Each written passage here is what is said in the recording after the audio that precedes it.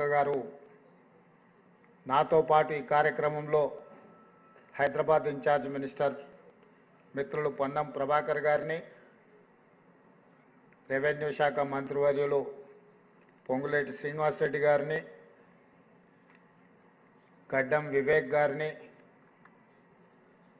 మొహమ్మద్ అజరుద్దీన్ గారిని, అడ్లూరి లక్ష్మణ్ గారిని,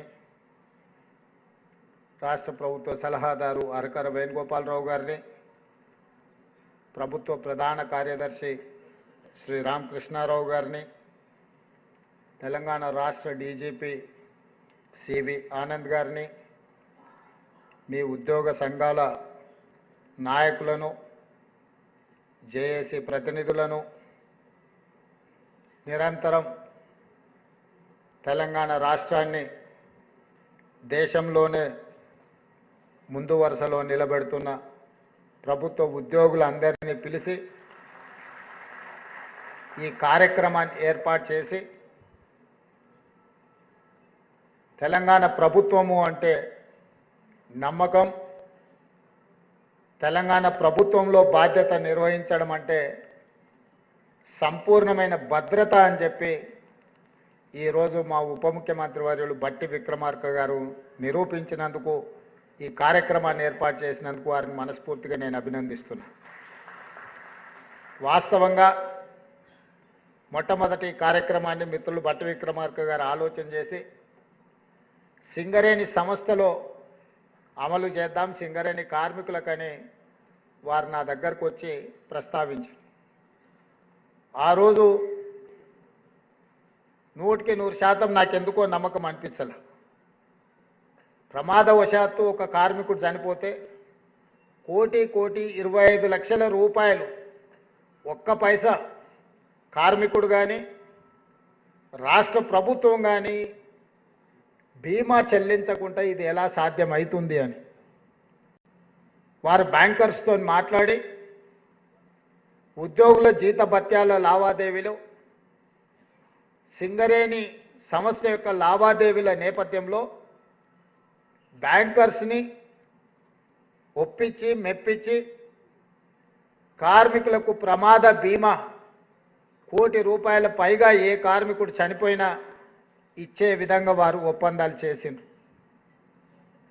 ఈ రోజుకి నాకు తెలిసినంత వరకు బట్టి విక్రమార్క గారు సవరించాలి, ఒకవేళ నేను చెప్పిన దాంట్లో ఏదైనా లోపం ఉంటే, 45 మంది సింగరేణి కార్మికులు ప్రమాదం వల్ల చనిపోతే ప్రతి కుటుంబానికి ₹1,00,00,000 పైగా చెక్కును వారు అందజేయడం ద్వారా కుటుంబాలు పెద్దలుగా కుటుంబాన్ని ఆదుకోవడంలో ముందుండే కార్మికుడు చనిపోయినప్పుడు విలువైన ప్రాణాన్ని ఆ సంస్థ తెచ్చివ్వలేకపోవచ్చు. ఆ విలువైన ప్రాణాన్ని ఆ సంస్థ అధిపతిగా ఉన్న ఈ రాష్ట్ర ప్రభుత్వము తిరిగి తెచ్చివ్వలేకపోవచ్చు. కానీ ఆ కుటుంబ యజమానిగా, కుటుంబంలో అత్యంత బాధ్యత వహిస్తున్న వారి యొక్క బరువును ఊహించని విధంగా చదువుకునే పిల్లలు కావచ్చు, వయసు పైబడిన తల్లిదండ్రులు కావచ్చు, వయసుకు ఎదిగిన ఆడపిల్లలు కావచ్చు, ఒక్కసారిగా వాళ్ళ ఆదరణ కోల్పోయినప్పుడు ఎంత ఆందోళనకరమైన పరిస్థితులు, ఎంత బాధకరమైన సందర్భమో మనం అందరికీ తెలుసు. 90% ఇక్కడికి వచ్చిన మా ఉద్యోగ ప్రతినిధులు మధ్యతరగతి వాళ్ళమే, నాతో సహా. మధ్యతరగతిలో బయటపడి సమస్య చెప్పుకోలేము, సమస్య ఉంటే ఉన్నది ఎవడేమన్నా అనుకొని బరితెగించి వీధుల్లో తిరిగే సాహసము మనం చేయలేం. చెప్పుకోలేని బాధ, తీర్చలేని సమస్య ఉన్నప్పుడు దుఃఖంతో కుమిలిపోవడము,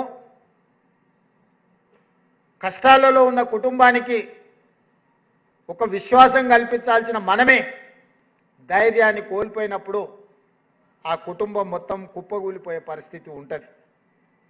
కానీ ఏ సంస్థకైతే, ఏ సంస్థ కోసం రెక్కలు ముక్కలు చేసుకొని పనిచేస్తున్న ఆ కార్మికుడు కానీ, ఆ ఉద్యోగి కానీ ఊహించని ప్రమాదంలో చనిపోయినప్పుడు ఆ సంస్థ కోటి పైగా ఆర్థికంగా అండగా నిలబడితే 100% ఆ కుటుంబం మనోధైర్యంతో బ్రతకడానికి, సమాజంలో తలెత్తుకొని నిలబడడానికి, బతికున్నప్పుడు పలకరించే వాళ్ళు, బతికున్నప్పుడున్న బంధుత్వాలు మనం చితికిపోయినప్పుడు, లేకపోతే మన మీద చితి పేర్చినప్పుడు ఎక్కువ కాలం ఏవి నిలబడవు. సానుభూతి చూపించే వాళ్ళు ఉండొచ్చు, మన పట్ల సానుకూలత చూపించే వాళ్ళు ఉండొచ్చు, కానీ మన సమస్యలకు ఆర్థికంగా సహాయం చేసేవాళ్ళు చాలా అరుదు. అందుకే యజమానే ఆ బాధ్యత తీసుకోవాలి.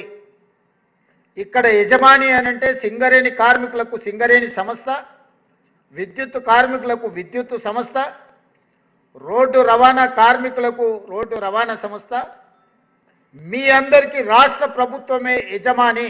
ఆ యజమాని మీకు నమ్మకం, విశ్వాసం కల్పించడమే కాకుండా మీకు భద్రత కల్పించే బాధ్యత కూడా ఆ యజమానిదే. ఆ యజమానే తెలంగాణ రాష్ట్ర ప్రభుత్వం. మేము కాదు, నేను, బట్టి విక్రమార్క గారు, గడ్డం వివేక్ గారు, లేకపోతే పొంగులేటి శ్రీనివాసరెడ్డి గారు, మిత్రులు పొన్నం ప్రభాకర్ గారు, మేము కాదు యజమానులు. మేము కూడా ప్రజలెన్నుకుల సేవకులమే. ఒక రకమైన బాధ్యత మీకిస్తే ఇంకొక రకమైన బాధ్యతను మాకిచ్చిండ్రు. మనందరి యజమానులు ప్రజలే, ప్రజలెన్నుకున్న ప్రభుత్వాలే మీకు మాకు యజమానులు. ఆ యజమానే మనకు భద్రత కల్పించాలన్న ఆలోచన చేసి సింగరేణి సంస్థలో సాధ్యమైన ₹1 కోటి పైబడి ఉన్న ప్రమాద బీమా భద్రత రాష్ట్రంలో బాధ్యత నిర్వహిస్తున్న ప్రతి ఉద్యోగికి అందించాలి అని మా మిత్రులు బట్టి గారితో నేనే ప్రస్తావించడం జరిగింది.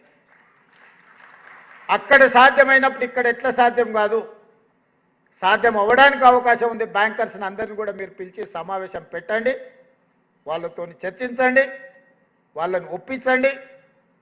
తద్వారా మన ఉద్యోగులు, మన కుటుంబ సభ్యులు అడగకపోయినా యజమానిగా ఈ ప్రభుత్వం బాధ్యత వాళ్ళకు భద్రత కల్పించాల్సిన అవసరం ఉందని చెప్పి, ఈరోజు మీరు అడగకపోయినా, మీ డిమాండ్లలో ఈ అంశం లేకపోయినా, ఈరోజు ఈ ప్రభుత్వం ఒక బాధ్యతతోని ముందుకు వచ్చి 16 రాష్ట్ర ప్రభుత్వంతో లావాదేవీలు నిర్వహిస్తున్న బ్యాంకర్స్ని అందరినీ పిలిపించి మీ సమక్షంలో తెలంగాణ రాజధాని అయిన హైదరాబాదు నడిబొడ్డున్న రవీంద్ర భారతిలో వీళ్ళందరితో ఒప్పందాలు చేపించి ఈ రోజు నుంచి మీకు ప్రమాదం ఏదైనా ఊహించని సంఘటన జరిగితే, ఏది జరగొద్దు 100